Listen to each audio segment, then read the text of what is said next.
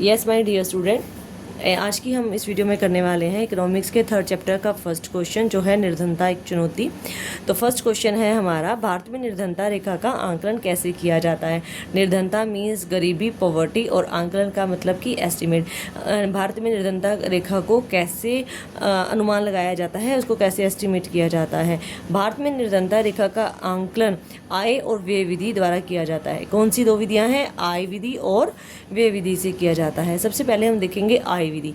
इस विधि के अनुसार 1999 और 2000 से प्रति व्यक्ति आय का एक स्तर निश्चित कर दिया गया। दैट्स मीन एक लेवल निश्चित कर दिया गया कि वर्ष 2002 में किसी व्यक्ति के लिए, एक पर्सन के लिए निर्धनता रेखा का निर्धारण ग्रामीण क्षेत्रों में ₹328 प्रति माह, मतलब कि एक व्यक्ति की आय एक महीने में कितनी होनी चाहिए? मिनिमम 328 रुपये होनी चाहिए।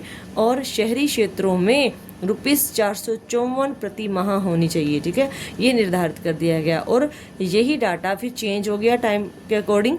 वर्ष 2014 में यह मानक ग्रामीण क्षेत्र के लिए ₹972 तथा शहरी क्षेत्रों के लिए 1407 प्रति माह निर्धारित कर दिया गया। यदि कोई परिवार इन मानकों से कम आय प्राप्त करता है, एक लेवल हमने निश्चित कर दिया कि ग्रामीण क्षेत्रों में इतना और शहरी क्षेत्रों में इतना टाइम के अकॉर्डिंग, तो अगर कोई परिवार इनसे कम कमाता है या उनकी आय इनसे कम होती है या कम आय प्राप्त करता है, उसे निर्धनता रेखा से नीचे समझा जाएगा। इस विधि का प्रयोग निर्धनों को खाद्य उपलब्ध करवाने के लिए भी किया जाता है। दैट्स मीन अगर हमने फूड डिस्ट्रीब्यूशन करना है या किसी को आर्थिक सहायता देनी है, तो उसकी प्रति माह इनकम हम से अंदाज़ा लगा सकते हैं, क्योंकि जो गवर्नमेंट ने एक लेवल निश्चित कर दिया गया है कि गरीबी रेखा, अगर इससे इसकी इनकम, किसी व्यक्ति की इनकम इस लेवल से कम है तो वो गरीब है। तो इस लेवल को देखकर, इस इनकम को देखकर वो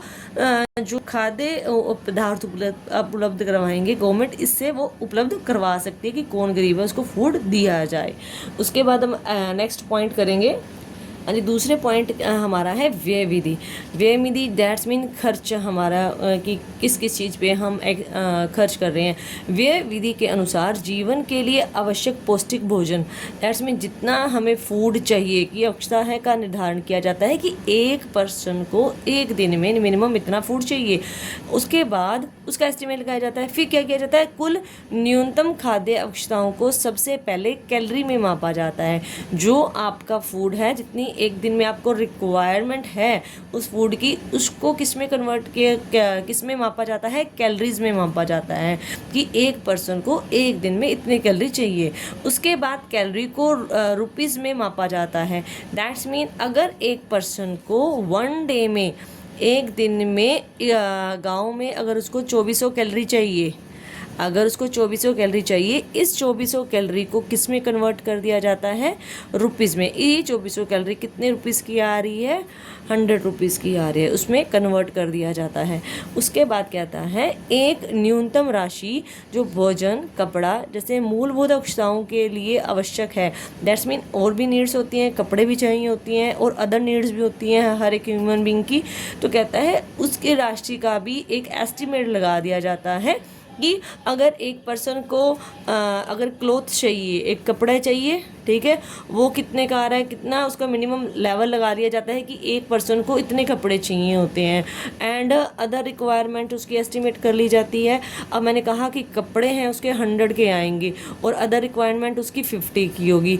तो इन दोनों को, इसमें जो हमारी फूड की रिक्वायरमेंट थी 100 रुपीज़ की और एक क्लोथ की अदर की, इन तीनों को क्या कर दिया जाता है? फिर ऐड कर दिया जाता है। इन तीनों को क्या कर दिया जाता है? ऐड कर दिया जाता है।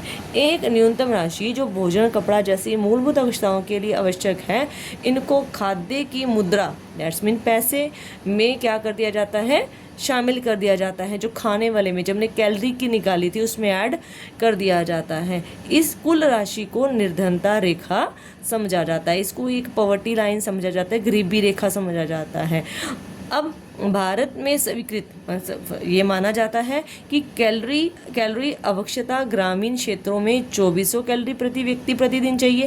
दैट्स मीन एक व्यक्ति को एक दिन में जो गांव में रहता है उसको 2400 कैलोरी चाहिए एवं नगरीय क्षेत्रों में 2100 कैलोरी प्रति व्यक्ति प्रतिदिन चाहिए, और शहरों में कितनी चाहिए? 2100 कैलोरी चाहिए। अब हमने निर्धनता रेखा को कैसे मेज़र किया जाता है, हमने 2 पॉइंट्स देखे। पहला हमने देखा आय विधि, दूसरा हमने देखा व्यय विधि। आय विधि में हमने आय का एस्टिमेट लगा लिया कि एक व्यक्ति की ग्रामीण क्षेत्रों में इतनी आय होनी चाहिए और शहरी क्षेत्रों में इतनी होनी चाहिए। अगर किसी व्यक्ति की उस लेवल से कम है तो वो निर्धन माना जाएगा। उसके बाद हमने व्यय विधि में देखा, उसमें हमने भोजन देखा, उसको रुपीस में कन्वर्ट कर देना है।